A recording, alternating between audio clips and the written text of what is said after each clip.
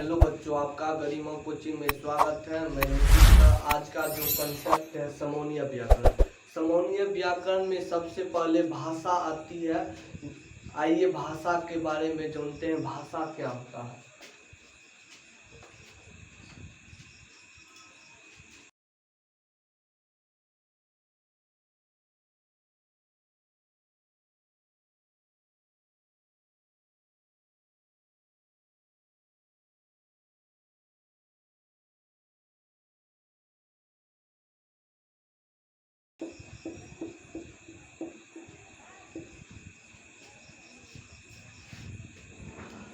भाषा संस्कृत शब्द की भाष धातु से बना है, जिसका अर्थ बोलना होता, अर्थात सीधी अर्थ में भाषा का अर्थ बोलना होता, अर्थात मनुष्य अपने मन के विचार को या भाव को किसी दूसरे मनुष्य के ऊपर प्रकट करता है, भाषा कहलाता है।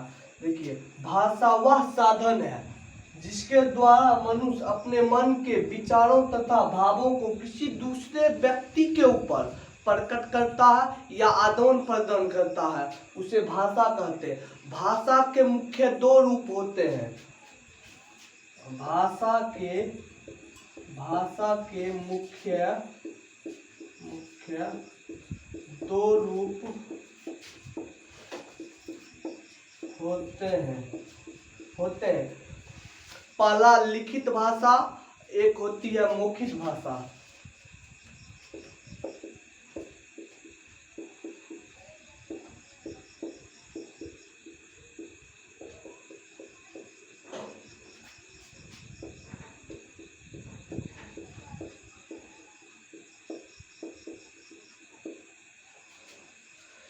आप जानते हैं लिखित भाषा के बारे में। भाषा का वह रूप जिसे व्यक्ति लिखकर किसी दूसरे व्यक्ति के ऊपर प्रकट करता है, लिखित भाषा कहलाता है। भाषा का वह रूप जिसे व्यक्ति बोलकर किसी दूसरे व्यक्ति के ऊपर प्रकट करता है, मौखिक भाषा कहलाता है।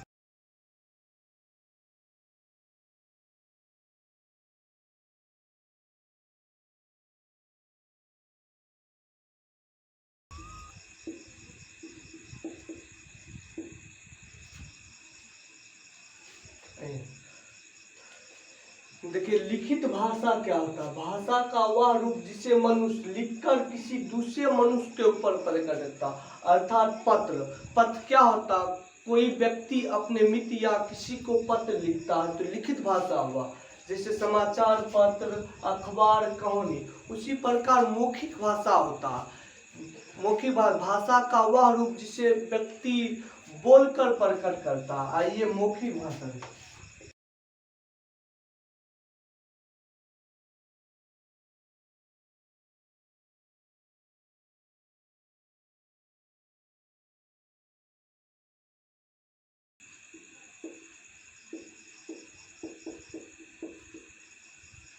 आइए मौखिक भाषा, भाषा का वह रूप जिसे मनुष्य बोलकर दूसरे व्यक्ति पर प्रकट कर, जैसे हम वार्तालाप करते हैं आपसे, बातचीत के दौरान, ये हुई मौखिक भाषा। उसी पर टेलीविजन, फोन पर जो बात करते हैं वो हुआ मौखिक भाषा। भारत संविधान के अनुसार भारतीय 22 भाषाओं की मान्यता दी गई है, अर्थात कानून भारत में कुल 22 भाषाओं की मान्यता दी गई है।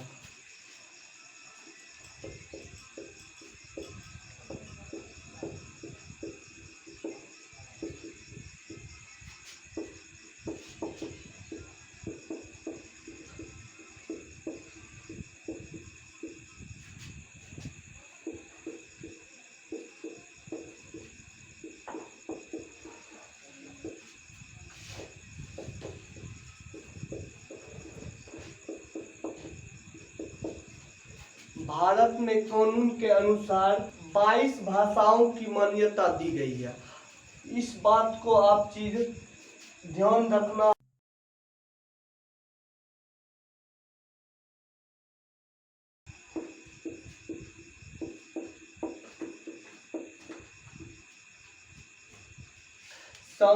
एक भाषा के अंतर्गत सांकेतिक भाषा भी आता है।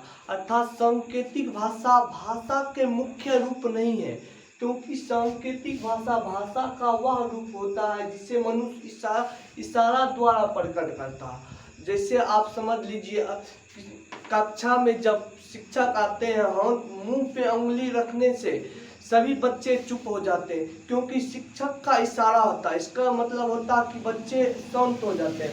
उसी प्रकार जब आप ट्रैफिक पर जाते होंगे तो लाल बत्ती देखकर रुक जाते हैं, क्योंकि वह इशारा, लाल बत्ती का अर्थ होता है कि रुकना। उसी प्रकार भाषा के अंतर्गत क्यों नहीं आते? सांकेतिक भाषा होती है लेकिन भाषा के अंतर्गत नहीं आता। उसका मुख्य दो रूप होते हैं, मौखिक और लिखित। सांकेतिक भाषा क्यों नहीं भाषा के अंतर्गत है?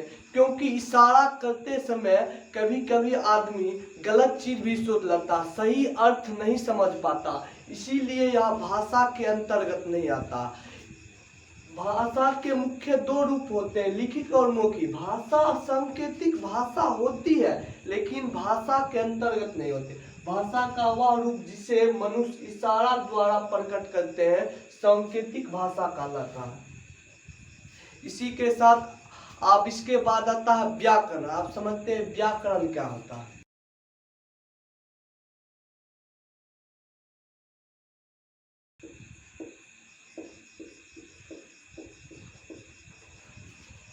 व्याकरण भाषा का वह रूप होता है जिसमें मनुष्य शुद्ध लिखना या बोलना सीखता।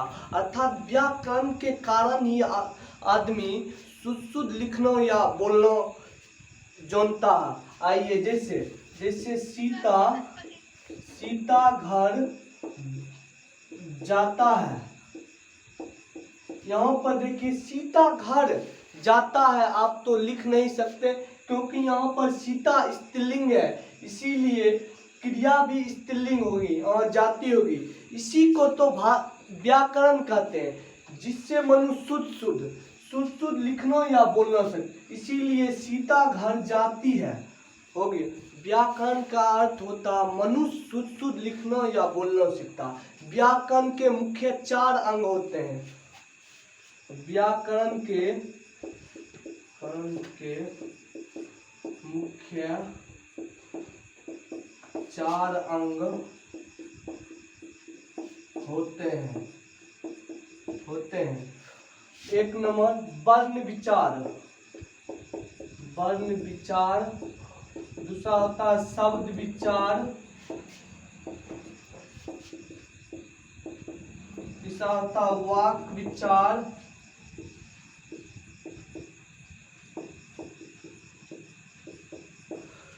चौथा होता है पद विचार।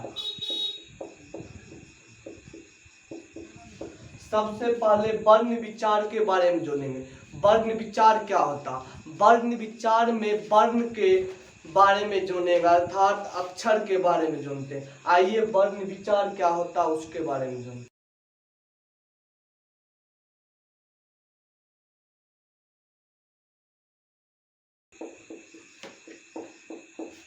अर्थात वर्ण विचार में क्या होता? वर्ण विचार व्याकरण का वह भाग है जिसमें हम वर्ण के भेद, आकार, उसके नियम के बारे में जानते हैं। अर्थात आइए वर्ण क्या होता? वर्ण मतलब अक्षर। आइए वर्ण, सबसे पहले वर्ण शब्द, वर्ण का दूसरा नाम अक्षर भी है। वर्ण का डिफिनीशन यानी परिभाषा, वर्ण उस मूलध्वनि को कहते हैं जिसका खंड या टुकड़ा नहीं किया जा सकता है। अर्थात वर्ण सबसे छोटी इकाई होती है जिसका खंड या टुकड़ा नहीं होता।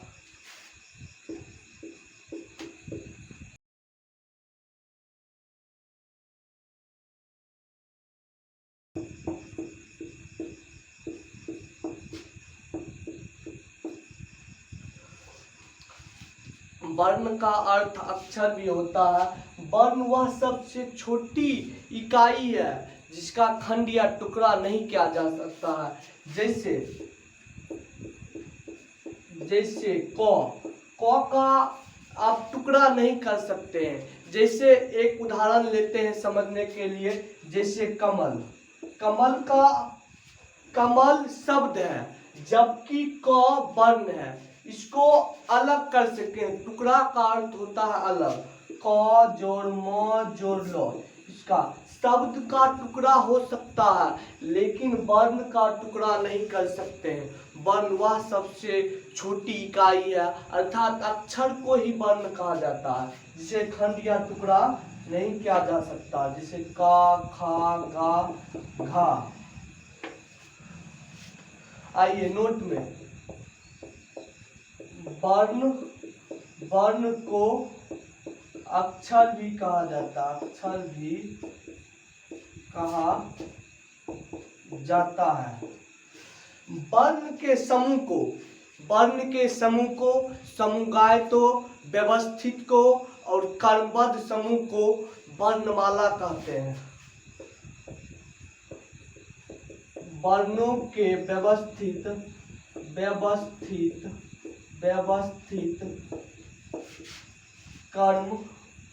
क्रमबद्ध समूह को वर्णमाला कहते हैं। वर्ण के मुख्य दो रूप होते हैं अर्थात वर्ण दो प्रकार के होते हैं। पहला स्वर वर्ण और व्यंजन वर्ण। आइए स्वर वर्ण क्या होती है और व्यंजन वर्ण क्या होती है। पहला होता है स्वर वर्ण, दूसरा होती है व्यंजन वर्ण। आइए स्वर्ण वर्ण के बारे में जानते हैं।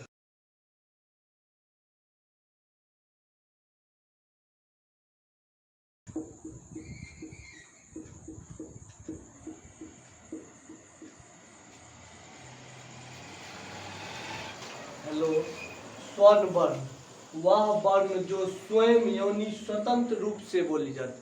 स्वर्ण वर्ण वह वर्ण होता है जो स्वयं की सहायता से बोली अर्थात इसके उच्चारण में किसी दूसरे वर्ण की सहायता नहीं लेनी पड़ती अर्थात जो वर्ण आजाद होता है उसे स्वर्ण वर्ण कहते हैं।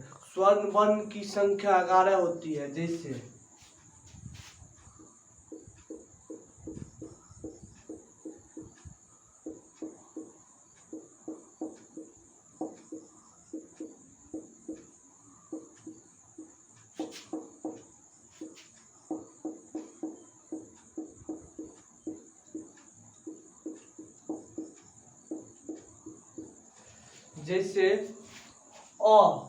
आ ऐसी वर्ण है जो किसी दूसरे वर्ण की सहायता से नहीं बोले जाते। उसी प्रकार आ, हर्षई, दीर्घई, हर्षऊ, दुर्गऊ, इसकी स्वर वर्ण की संख्या 11 होती है।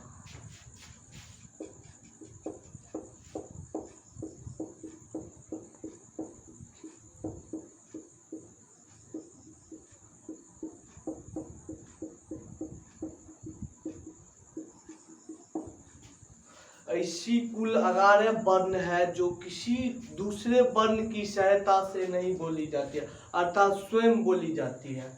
स्वर वर्णों को 3 भागों में बांटा गया।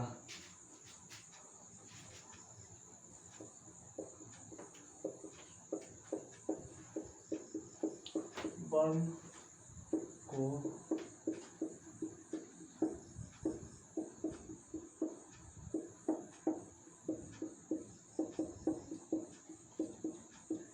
स्वर्ण वर्णों के 3 भागों में बटा अर्थात स्वर्ण वर्ण के 3 प्रकार होते हैं। पहला हर्ष स्वर, दूसरा दीर्घ स्वर, तीसरा पलुष स्वर। आइए हर्ष स्वर क्या होता, हर्ष स्वर, दीर्घ स्वर, पलुष स्वर। हर्ष स्वर के बारे में जानते हैं।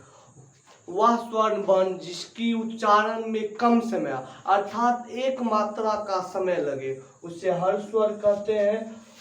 वह स्वर जिसके उच्चारण में अल्प हर्ष स्वर के अपेक्षा दुगुना समय लगे या 2 मात्रा का समय लगे उसे दीर्घ स्वर कहते हैं।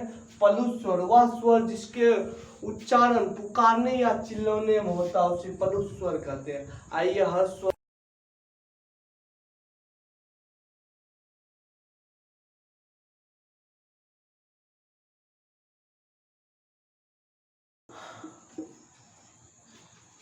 हर स्वर वर्ण वह स्वर वर्ण जिनके उच्चारण में एक मात्रा का समय लगे या कम समय लगे। जैसे आइए, इसकी संख्या 4 होती है जिसमें एक मात्रा का समय लगता है। जैसे आ बोलते समय कम समय लगता है, जबकि आ बोलते समय उससे अधिक लगता है। आ, हर्षई, दुर्गऊ, दी, अर्थात हर स्वर वर्ण की संख्या 4 होती है जिनके उच्चारण में बहुत कम यानी अल्प समय लगता है। हर स्वर वर्ण की संख्या 4 होती है। उसी प्रकार दीर्घ स्वर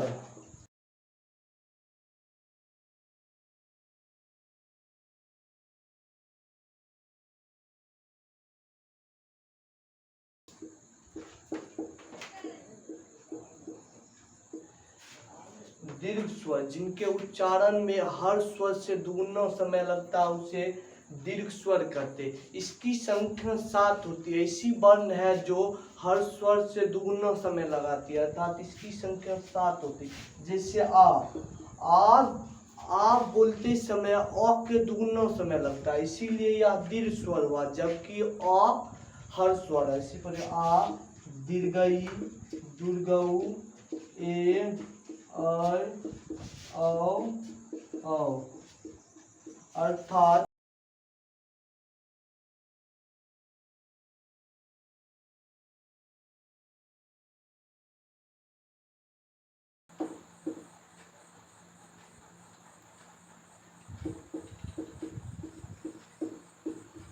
आइए, पल्लू स्वर क्या होती है?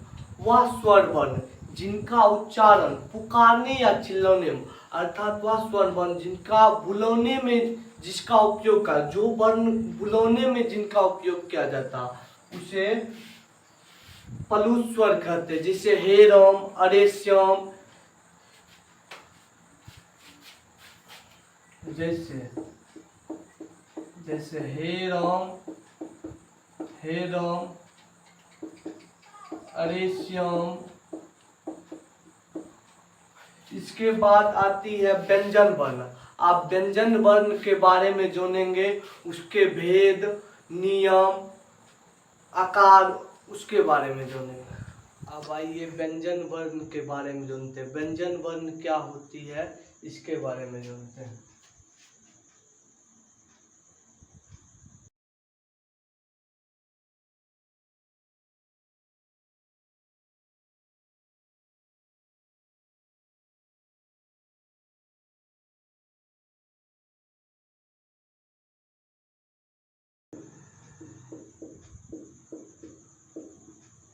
व्यंजन वर्ण वह वर्ण जो स्वर वर्ण की सहायता से बोली जाती है, व्यंजन वर्ण कहलाता। व्यंजन वर्ण के उच्चारण जब करते हैं तो स्वर वर्ण की सहायता लेनी पड़ती है। जैसे आइए, जैसे का बोलते समय अ का उच्चारण भी होता, अर्थात का अ की सहायता से बोले जाती है, जबकि आ स्वर वर्ण होती है। इसलिए व्यंजन वर्ण के प्रत्येक व्यंजन वर्ण के उच्चारण में स्वर वर्ण की सहायता लेनी पड़ती है। जैसे का किससे मेल से बना है? क प्लस आ से। का किससे बना है? क प्लस आ से। का जब उच्चारण करते हैं तो का और अ के मेल से इसका उच्चारण होता, अर्थात का व्यंजन वर्ण है। जो वर्ण स्वर वर्ण की उसी प्रकार खा भी, गा भी, अच्छा भी, ये सभी वर्ण, अर्थात वह वर्ण जो स्वर वर्ण की सहायता से बोली जाती है उसे व्यंजन वर्ण। व्यंजन वर्ण को 3 भागों में बांटा गया। आइए इसके कौन कौन से भाग होते हैं उसके बारे में जानते हैं। व्यंजन वर्णों को 3 भागों में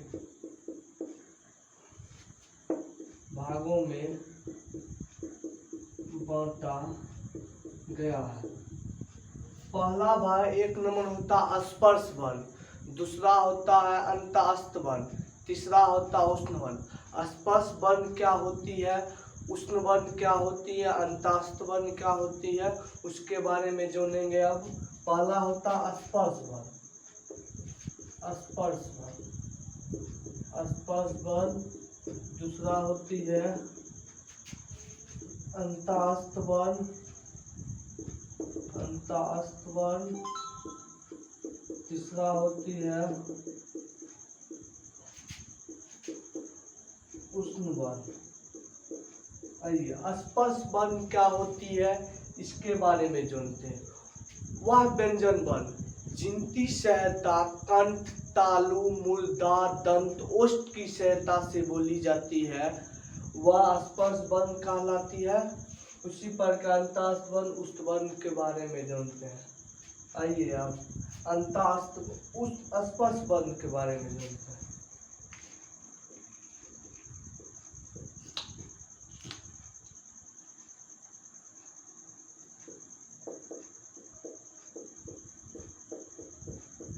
स्पर्श व्यंजन वर्ण क्या होती है।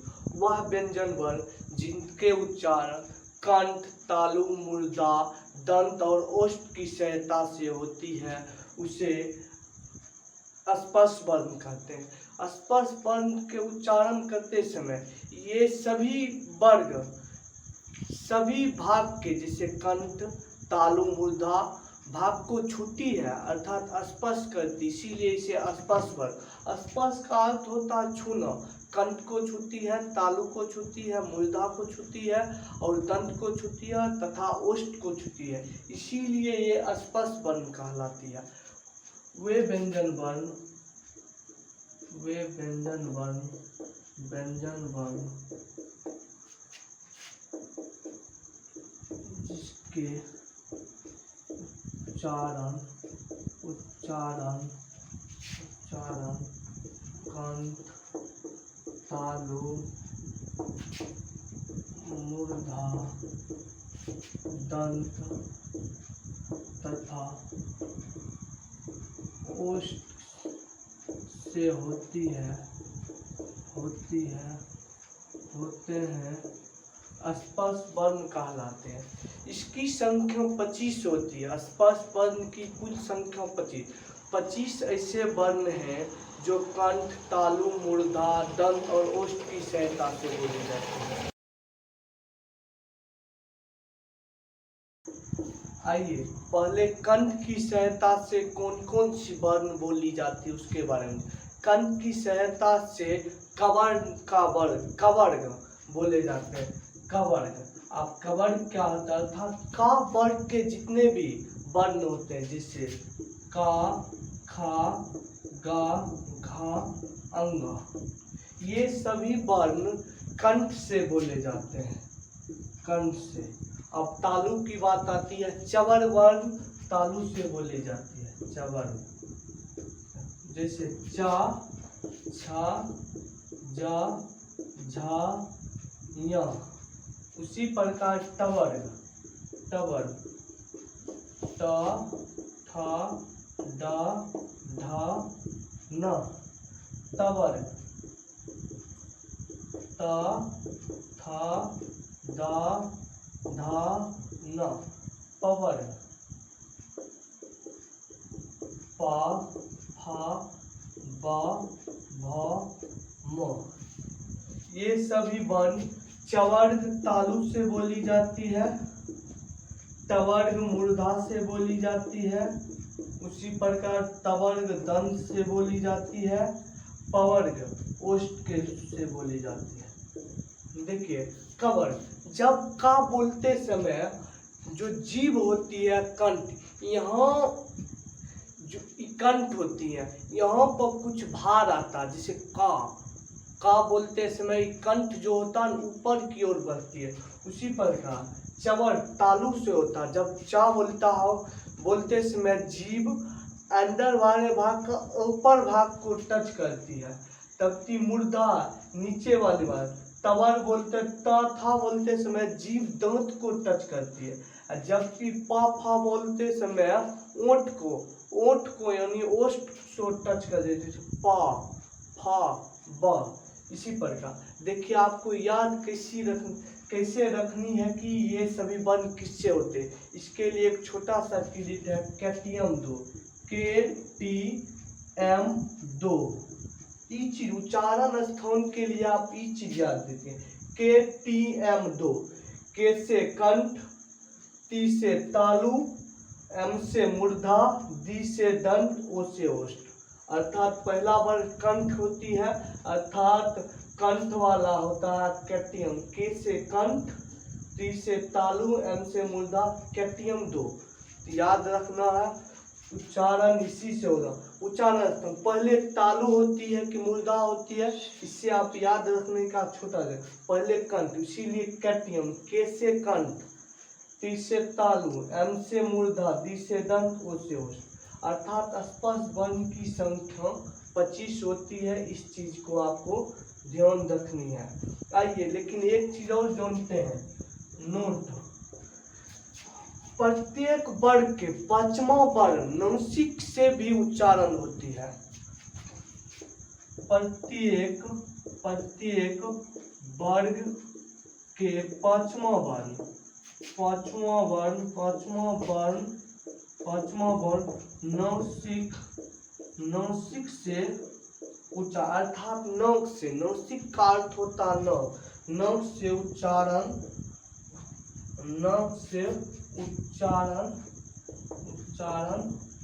होती है। जैसे अंगा बड़ी र,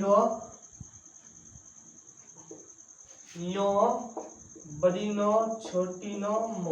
ये सभी वर्ण नासिक से यदि यो दिया रहे कहेगा इसका उच्चारण। यदि चवर्ग न रहे तो आपको नासिक में टिक मारनी है।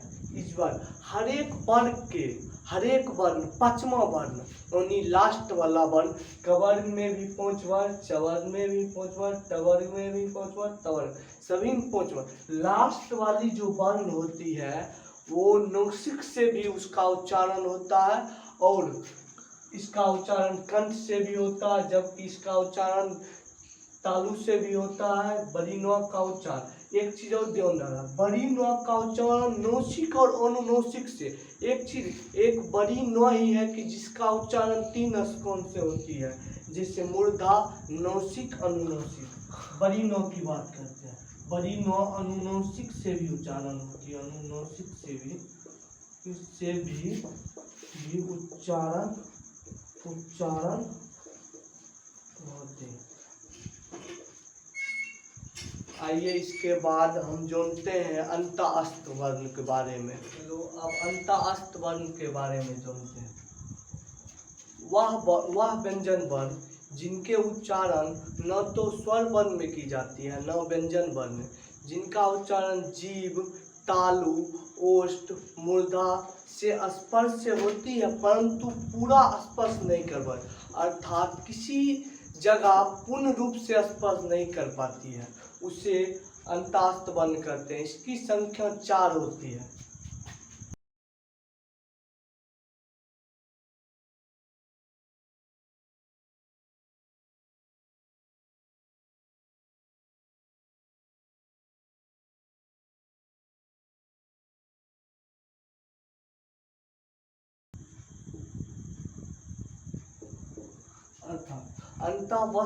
अंतःस्थ वर्ण के उच्चारण में जीभ, तालु, मूर्धा, ओष्ठ, दंत पूर्ण रूप से स्पर्श नहीं होती। जैसे इसकी संख्या 4 होती है, इसकी संख्या 4 होती है।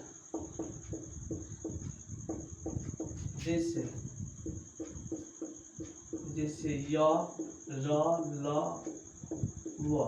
जब या बोलते हैं ये न तो जीभ को टच करती है, न ही दंत को, न ही ओष्ठ, किसी भी स्थान को पूर्ण रूप से स्पर्श करती है, पूरी स्पर्श नहीं कर पाती है, इसे अंतःस्थ वर्ण कहते हैं। इसकी संख्या 4 होती है। एग्जाम में पूछी जाती है अंतःस्थ वर्ण कौन कौन है, तो आपको याद रखनी है य, र, ल, व। इसकी संख्या 4 होती है। अब इसी प्रकार आइए उष्ण वर्ण के की बात करते हैं, उष्णवाद।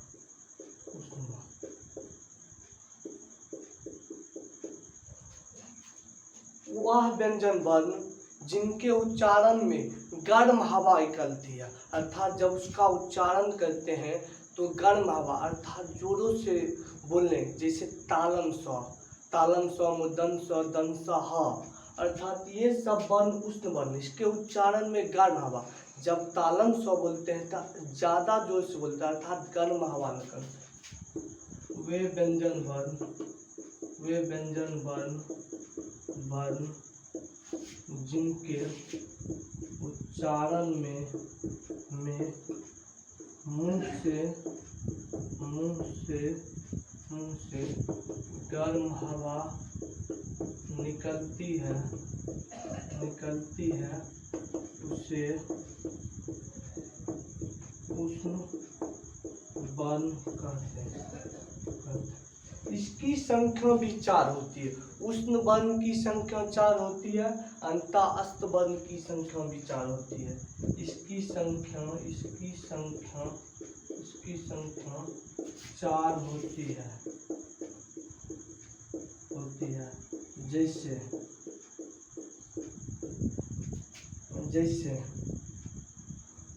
जैसे तालन स, मृदंग स, दंत स, ह, अर्थात जब ये सब उच्चारण करते समय तालम स, मृदंग स, दंत स, ह, इसके उच्चारण करते समय गर्म हवा लगती।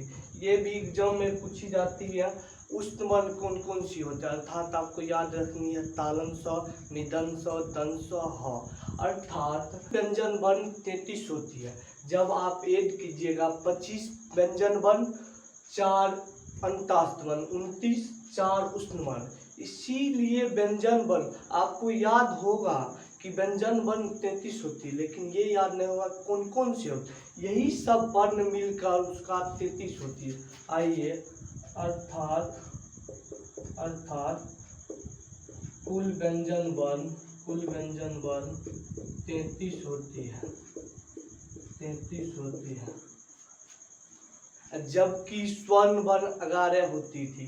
अब इसके बाद आता है संयुक्त वर्ण, उसके बारे में जानते हो। वे व्यंजन वर्ण जिनका मिलन 2 वर्णों के मेल से हुआ हो, जैसे अक्षा 2 वर्ण के मेल से बना, तरा, ज्ञ, सर, ये सब संयुक्त है। संयुक्त अर्थ ही होता है मेल, अर्थात जिन व्यंजन वर्ण को में 2 वर्णों के मेल से बना उसे व्यंजन वर्ण संयुक्त वर्ण कहते हैं, अर्थात इसकी संख्या भी 4 होती है।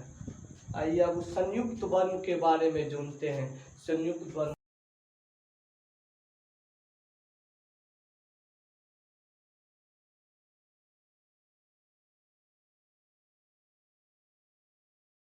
संयुक्त व्यंजन वह व्यंजन वर्ण जिनके मेल में 2 व्यंजनों का मेल हो, अर्थात ये संयुक्त अर्थ ही होता है मेल, अर्थात 2 वर्ण के मेल से जो वर्ण बनती है उसे संयुक्त वर्ण कहते हैं। जैसे अक्षा 2 वर्ण के मेल से बना, का और षटकोण वाला स, मूर्धन्य स, जब उच्चारण स्थान आती है तो इसका मूर्धन से होता है। ये भी ध्यान देना कि मूर्धन्य स, इसीलिए इसे मूर्धन्य स कहा जाता है। इन 2 वर्णों के मेल से अक्षा बना है तर, तो और र के मेल से बना है। असम में होता है, इसमें आ जोड़ भी सकती है आ, लेकिन 2 वर्णों के मेल से उसी प्रकार सर तालन स और र से बना है, और एक ज्ञ होती है, जो और यो के मेल से बना, अर्थात इसकी संख्या भी 4 होती है। अर्थात संयुक्त व्यंजन वर्ण की संख्या 4 होती है। ये चीज याद रखनी है। जब संयुक्त वर्ण की बात हो, पूछेगा संयुक्त वर्ण कितने होते हैं, 4 होते हैं। संयुक्त वर्ण कौन कौन होते हैं, अक्षा, तरा, ज्ञ, सर। ये चीज आपको याद रखनी है। संयुक्त का अर्थ मेल होता है, तभी आप इस चीज को ध्यान रख पाएंगे। संयुक्त का अर्थ मेल होता है। अब 6 में ध्यान रखना है, का प्लस मूर्धन्य स्व। यहाँ ध्यान रखना है, दंत और तालम स्व के मेल से अक्षर नहीं बनी है, तालम और मूर्धन्य स्व से बना। तर र से सर तालम स्व इससे बनी, अर्थात संयुक्त व्यंजन वर्ण 4 होती है। आइए, व्यंजन वर्ण को 3 भागों में बांटी गई थी, स्पर्श वर्ण, अंतास्थ वर्ण, उष्मण।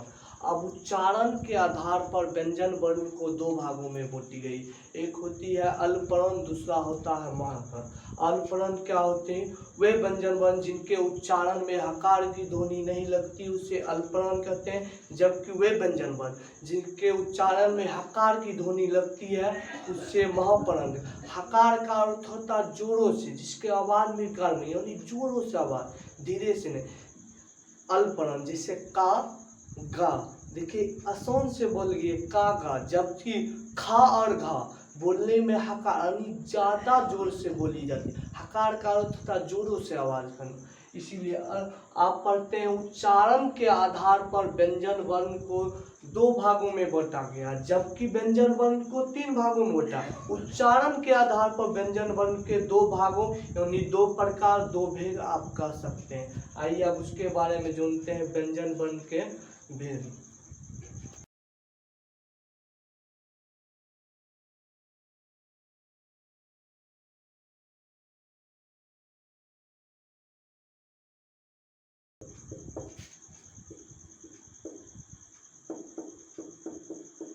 आइए अब अल्पवर्ण के बारे में जानते हैं। व्यंजन वर्ण के उच्चारण, जो उच्चारण का अर्थ होता है बोलना, अर्थ जब बोलते हैं उसके आधार पर 2 भागों में बांटा है, अल्पवर्ण। अल्पवर्ण का तो वे व्यंजन वर्ण जिनके उच्चारण में हकार की ध्वनि नहीं लगती है। आइए अल्पवर्ण।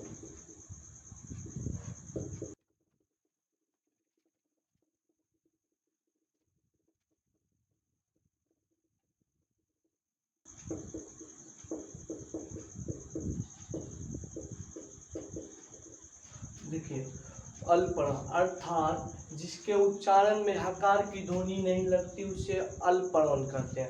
अर्थात जैसे का, गा, या, चा, जा, या, टा, डा, उसी प्रकार। अर्थात प्रत्येक वर्ग तीसरा और पांचवा पांचवा